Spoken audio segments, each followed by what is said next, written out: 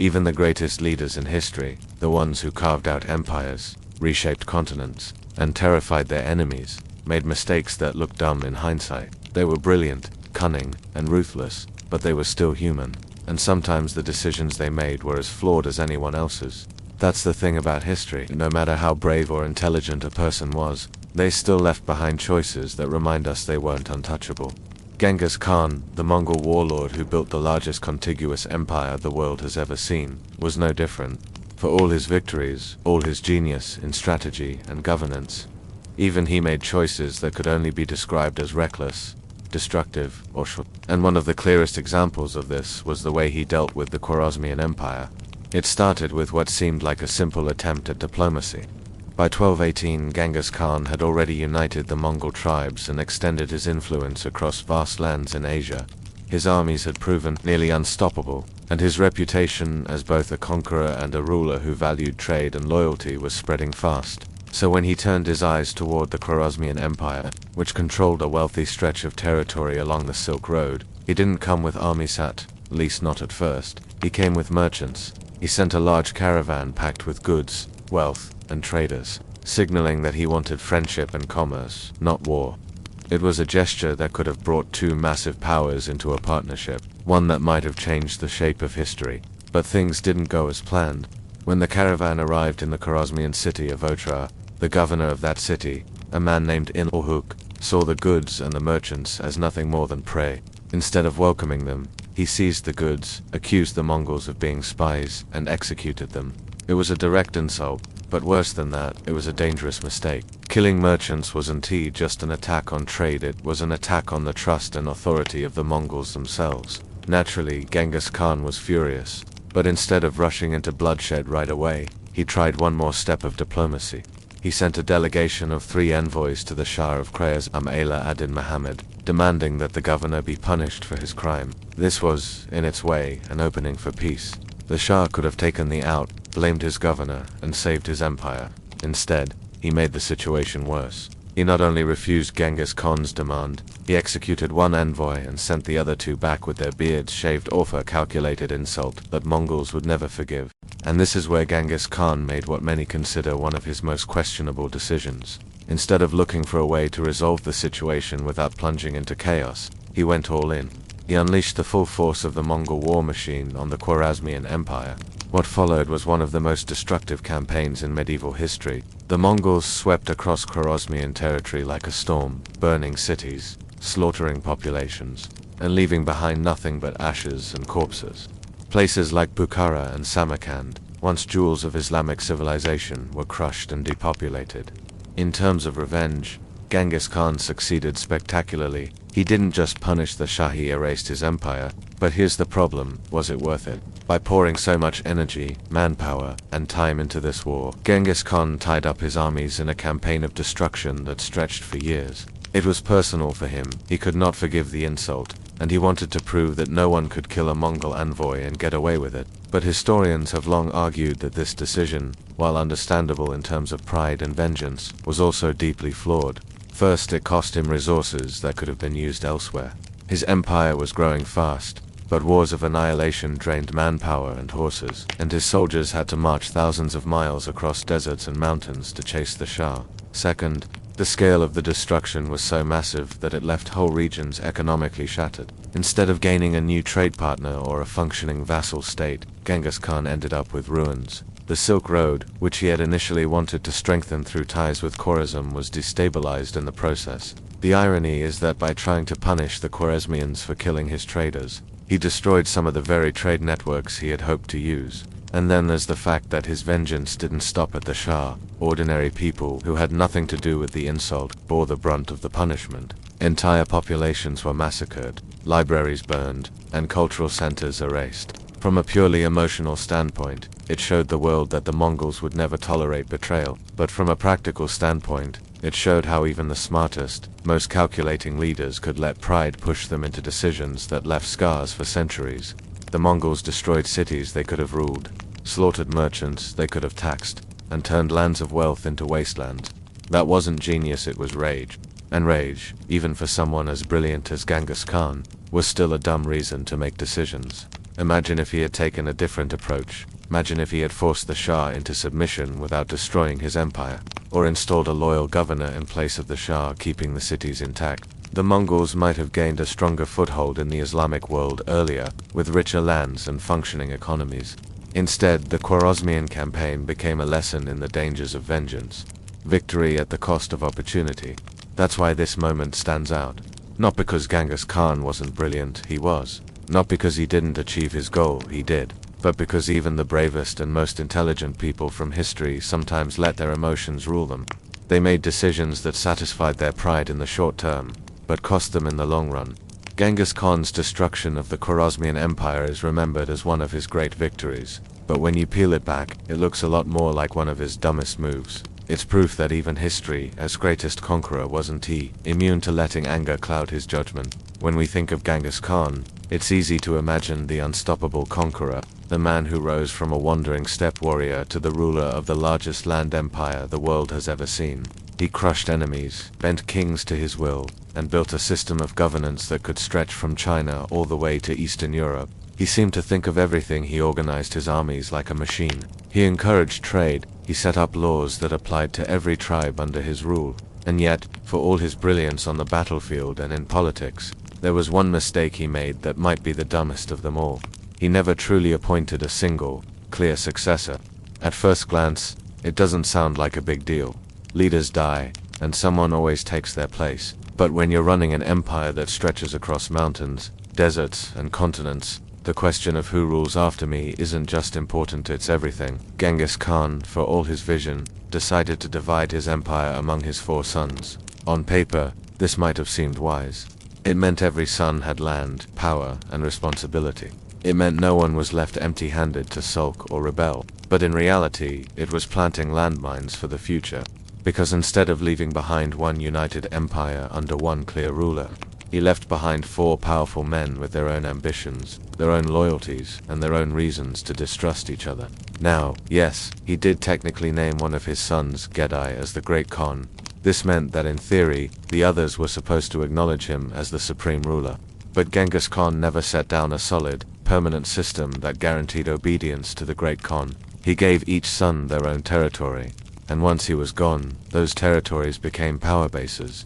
The Mongol Empire looked unified on a map, but in practice, it was divided into competing khanates, each pulling in different directions. That was the fatal flaw. Imagine you've built the most advanced war machine of the medieval world. Your cavalry can ride 100 miles in a day. Your archers can unleash arrows with terrifying accuracy. Your enemies live in constant fear of your next campaign. You've created something no one thought possible. And then you hand the keys of this empire to 4 different drivers and tell them to share. Anyone could predict what would happen. Arguments, rivalries, and eventually, full-blown civil wars. And that's exactly what happened. At first, things seemed to hold together. Gedai did become Great Khan, and under his leadership the Mongols pushed even farther west, storming into Eastern Europe and nearly breaking Christendom itself. But even during Gedai's reign, cracks were already forming. His brothers and their descendants kept their armies close, their lands guarded, and their ambitions alive. They never saw themselves as simple governors. They were Khans in their own right. Each family line wanted to make sure they weren't left behind, and that meant every succession after Genghis became a battlefield of politics and blood. The consequences were enormous. After Gedai's death, the Mongol Empire faced constant succession crises. Rival claimants would argue about who had the right to rule, and while they fought amongst themselves, the unity of the empire began to unravel. Instead of focusing their energy outward, pushing into new lands or strengthening the ones they already controlled, the Mongols wasted time and strength fighting each other. Sons and grandsons of Genghis Khan turned against their own blood in the name of power. The empire eventually broke into separate khanates: the Yuan dynasty in China, the Chagatai Khanate in Central Asia, the Ilkhanate in Persia, and the Golden Horde in Russia. At first, they still acknowledged the idea of the Great Khan, but that recognition was more symbolic than real. In practice, these states became independent powers, often at odds with one another. One line of Genghis's descendants might ally with the Ilkhanate, another with the Golden Horde, and instead of marching together like their grandfathers' armies, they ended up clashing on battlefields that once should have been united. It's one of those ironic twists of history. Genghis Khan spent his whole life uniting tribes that hated each other, He broke down barriers, destroyed rival clans, and built loyalty to his name above all else. But the moment he was gone, that unity started to crumble, because he didn't give his empire one unshakable line of leadership. He trusted that naming Gadai would be enough, but the structure he left behind was too loose, too fragile, and too open to manipulation. If you look at it another way, it's almost tragic. The Mongols had the chance to cement a dynasty that could have lasted for centuries. Imagine if Genghis Khan had created a system like the Chinese emperors, with a clear throne passed down to one heir, reinforced by law and ritual. Instead, he left things murky, and when things are murky, ambition fills the gap. Each Khanate became more interested in its own wealth and power than in the empire as a whole. By the time a few generations passed, the dream of a single Mongol empire was gone, replaced by regional powers that shared a bloodline but little else. Was this dumb? Absolutely. It wasn't the kind of mistake you make on a battlefield, where the wrong move can cost you an army. It was bigger than that. It was the kind of mistake that cost an entire empire its future. Genghis Khan could think 10 steps ahead in war, but when it came to succession, he acted more like a father than an emperor. He wanted all of his sons to have a share, and in trying to be fair, he doomed the very unity he had fought for. His greatness blinded him to the fact that even the strongest empire can tear itself apart from the inside. And that's what makes this one of his dumbest decisions. Not because he didn't know how to rule, he did. Not because he wasn't brilliant, he was. But because even the most intelligent leaders can let sentiment cloud their judgment. In this case, the man who demanded absolute loyalty in life left behind a divided inheritance in death. And history shows us what happened. The greatest empire in the world, undone not by enemies, but by family. So when we look back at Genghis Khan, we see both genius and folly side by side. His armies reshaped the world, but his failure to name a single, undisputed heir reshaped it again in ways he never intended. That's the kind of mistake that reminds us even the bravest, smartest leaders in history could still get it wrong. And if you want to keep uncovering more of these moments where brilliance and dumb decisions collide, make sure to like this video and subscribe to Dumb Historian, where we dig into the choices that even history's greatest figures would probably regret. When we look at the scope of Genghis Khan's empire, it almost defies belief. He united the steppe tribes, crushed China's great dynasties, rolled over the Islamic world, and sent his armies deep into Eastern Europe. Yet for all his genius in expansion, there's a glaring question that history can't ignore. Why did he stop short of conquering India and Europe? Both regions were right there, vulnerable in their own ways, and yet the man who claimed he wanted to dominate the world pulled back. On the surface, it seems like a practical decision, but when you peel it apart, this choice was one of his greatest strategic missteps. Let's start with India. The Mongols were perfectly capable of reaching the subcontinent. They had already carved through Central Asia, Persia, and Afghanistan, pushing their borders right up against northern India. And yet Genghis Khan never launched a full invasion of the rich lands to the south. The reasons given usually focus on climate. India was hot, humid, and unpredictable, completely different from the dry open steppes where Mongol cavalry thrived. The horses struggled in the heat, and the soldiers themselves were unaccustomed to that environment. To Genghis, it may have seemed wiser to avoid stretching his forces into such a harsh, foreign climate. But here's the issue. By not conquering India, he left a major power on his southern flank. The Indian subcontinent wasn't some minor territory to ignore. It had thriving kingdoms, immense wealth, fertile land, and massive populations. Leaving it unconquered meant leaving behind a future rival. Sure enough, later Mongol generations would clash with Indian dynasties like the Delhi Sultanate, often with little success. What Genghis could have taken in his lifetime with overwhelming force instead became a grinding struggle for his descendants. His decision to hold back created a permanent weakness along the empire's borders, one that cost the Mongols dearly. Now, compare that to Europe. The Mongols under Genghis and later under his generals swept into Eastern Europe like a storm. They annihilated armies in Russia, Poland, and Hungary. Entire kingdoms trembled at their approach. Chroniclers wrote in terror about horsemen who appeared like ghosts and destroyed everything in their path. Yet just as Europe seemed ready to fall, the Mongols withdrew. Genghis himself never directed a full conquest westward.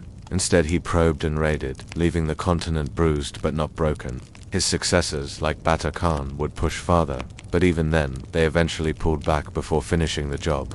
Why does this matter? Because by stopping short of Europe, Genghis Khan left behind another giant threat. Europe was divided in his time, but it would not remain weak forever. The kingdoms he spared became the seeds of the powers that would later dominate the globe: Spain, France, England, and eventually Russia itself, the very land the Mongols once ruled. The fact that the Mongols never crushed Europe completely gave those nations time to recover, adapt, and eventually resist Mongol influence. In hindsight, it looks like one of the biggest strategic blunders of his career. Think about the irony here. Genghis Khan wanted to dominate all lands from sunrise to sunset. He believed it was his destiny to rule the world, and yet, when faced with India and Europe, two of the most important regions of the Old World, he left them unconquered. His empire stretched wider than any before it, but it was incomplete. It had gaps, and those gaps became weaknesses. The choice not to commit fully also speaks to a deeper flaw in his thinking. Genghis was a master of fast, decisive strikes. His armies thrived on mobility, shock, and terror. They were devastating against steppe tribes, Chinese dynasties, and Middle Eastern kingdoms.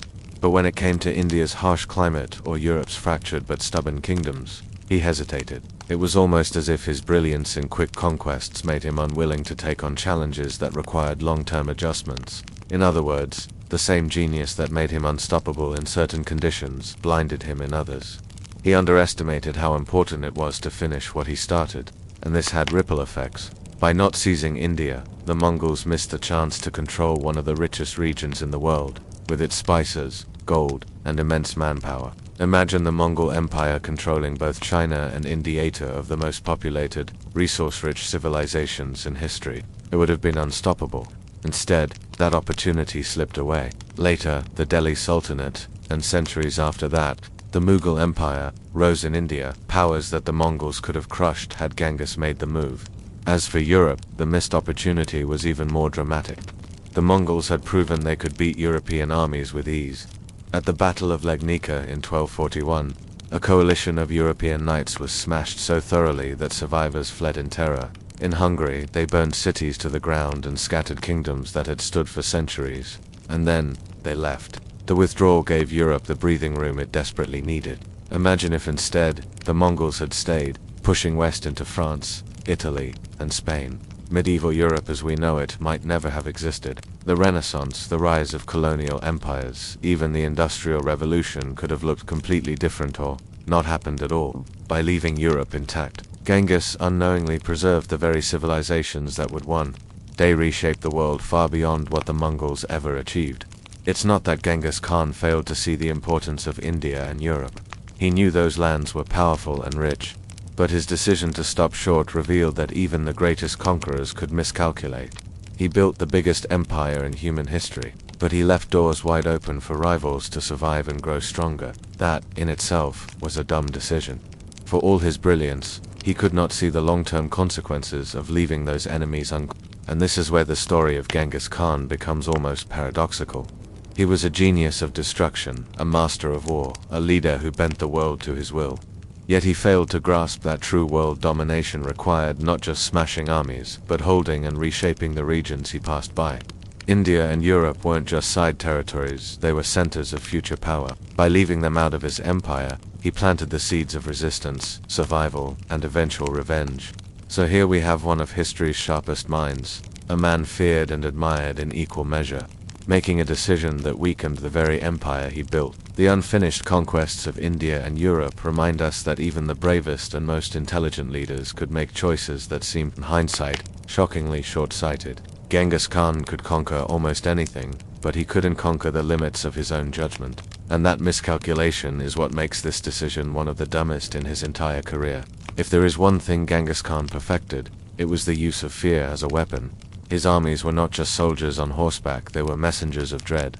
Cities often surrendered before the first arrow was even fired, because word of Mongol cruelty traveled faster than their horses.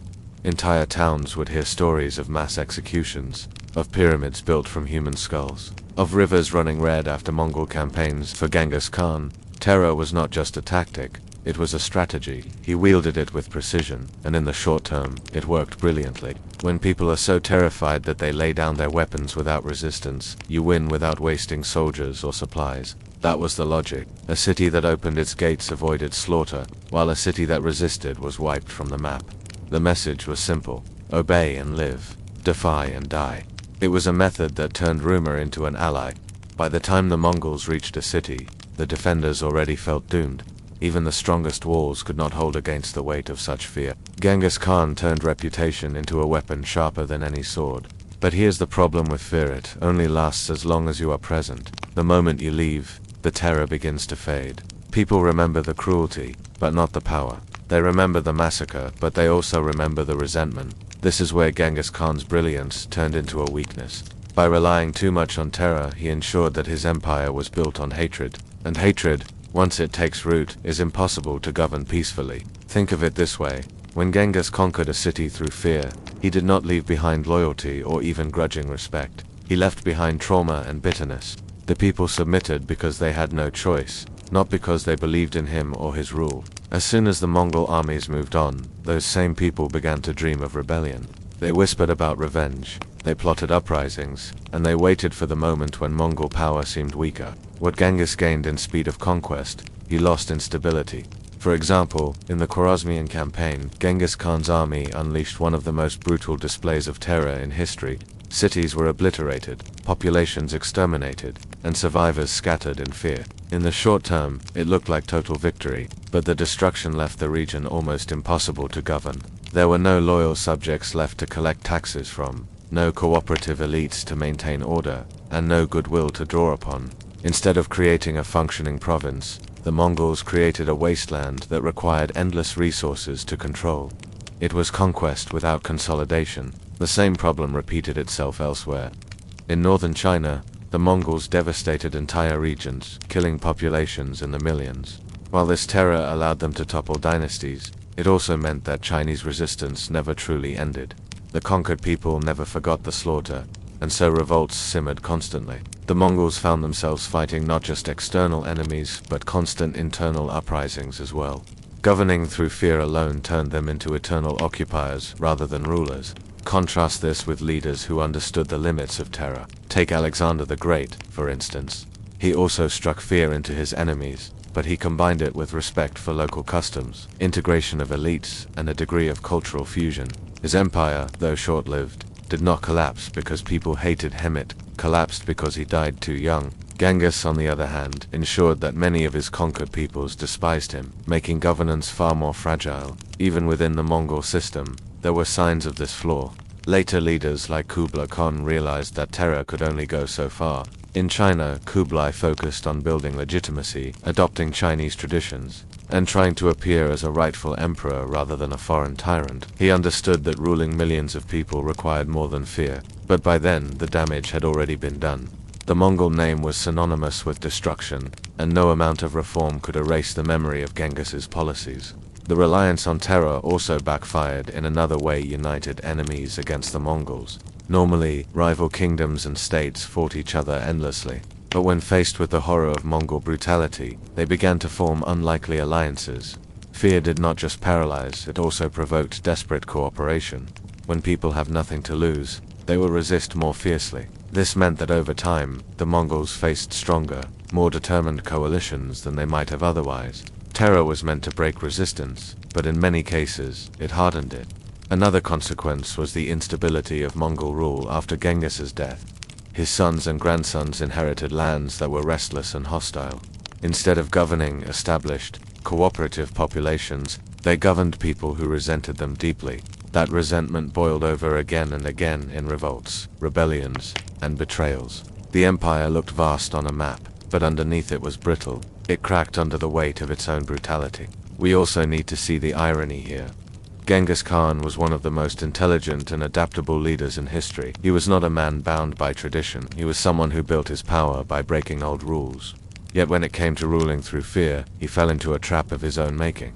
He believed terror could solve everything, and in the short term, it seemed to prove him right. But in the long run, it was one of his dumbest decisions. It weakened the very foundation of the empire he built. His genius was unquestionable, but this decision shows how even the smartest leaders can blind themselves with their own success. Genghis Khan saw terror work once, twice, 100 times, and he assumed it would always work. He never stopped to consider that fear is a fleeting weapon. It is like a fire. It burns hot, but it burns out quickly, and it leaves ashes behind. And those ashes were the bitterness of millions of conquered people who would never forget what had been done to them.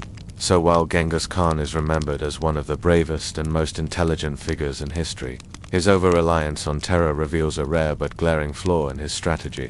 He built an empire through fear, but fear alone cannot hold an empire together. His brilliance gave him the largest land empire the world has ever seen, but his mistake ensured it would always be unstable, always fragile, always fighting to keep control over people who wished only to see it burn. This was not the decision of a fool, but it was the decision of a man who, for all his genius, made one of the dumbest miscalculations in the history of empire. When people talk about Genghis Khan, they always talk about unity. They tell the story of how he rose from a fractured world of feuding tribes, clans, and rival chiefs, and somehow bound them all together into a single unstoppable force. This was no small achievement. For centuries, the Mongol steppe had been a place of endless rivalries, betrayals, and shifting alliances. But Genghis had the vision and ruthlessness to bring these tribes under one banner, transforming them from scattered horsemen into the most feared army on earth. But here is where the brilliance of his accomplishment also reveals its flaw. Genghis united people, yes, but he never gave them a permanent identity beyond his own leadership. The tribes followed him because he was strong, because he was successful, and because he gave them a share in the spoils of conquest. Yet once the lightning strikes of his campaigns slowed, there was nothing deeper to bind the empire together. There was no "we are Mongols" first identity. Instead, people remained loyal to their clans, their tribes, or their local leaders. The unity of the Mongols was built on the power of Genghis Khan himself, and once he was gone, that foundation began to crumble. You can see the problem as soon as his descendants inherited the empire. His sons and grandsons ruled vast territories, but each carved out their own sphere of influence. The empire that looked so vast on a map was really a collection of semi-independent regions tied together only loosely. The Golden Horde in Russia, the Yuan dynasty in China, the Ilkhanate in Persia, and the Chagatai Khanate in Central Asia, they all claimed connection to the great Genghis, but they quickly began to drift apart. They adopted local religions, local customs, and local politics, until they no longer resembled a single unified empire at all. This wasn't just the natural fate of a large empire. Other leaders had tried to solve this problem by building something stronger than just military power. Take the Romans, for example. Their empire lasted centuries because they created a sense of Roman identity that went beyond city or tribe. They extended citizenship, integrated conquered peoples, and made being Roman mean something. The Mongols never had that. To be Mongol under Genghis Khan was to be part of his army, his campaign, his spoils. Once the wars ended, that meaning disappeared. And this is what makes his decision or lack of decision so surprising. Genghis Khan was not just a warrior. He was an organizer, a strategist, someone who understood how to break old systems and build new ones. He tore down the entrenched aristocracies of the steppe, and replaced them with a merit system where loyalty and talent mattered more than bloodlines. He created laws, known as the Yasa, that were meant to bind his people together, but he never went far enough to create a true national identity. He never replaced the tribal loyalties with something lasting. He could command unity in his lifetime, but he could not build it into the bones of the empire. This failure became obvious in the way the Khanates evolved. In Persia, Mongol rulers converted to Islam and became almost indistinguishable from the local elite. In China, Kublai Khan adopted Chinese traditions and declared himself emperor of the Yuan dynasty, ruling like a Chinese monarch rather than a steppe conqueror. In Russia, the Golden Horde merged with local traditions and maintained its rule more through tribute than cultural integration. Each branch of the empire became something different. They stopped being Mongols in a shared sense and instead became Persians, Chinese, or Russians in Mongol clothing. For Genghis Khan, who valued loyalty above everything else, this would have been a bitter irony. He demanded absolute loyalty from his generals and soldiers, and he rewarded them with wealth and power. But loyalty to him was not the same as loyalty to an idea, or to a nation. It was personal loyalty, not collective identity. Once the man was gone, the loyalty dissolved, and the empire fractured. It's important to imagine how things might have been different. If Genghis Khan had worked to create a stronger, lasting Mongol identitas, something that could survive beyond his lifetime, then perhaps his empire would not have splintered so quickly.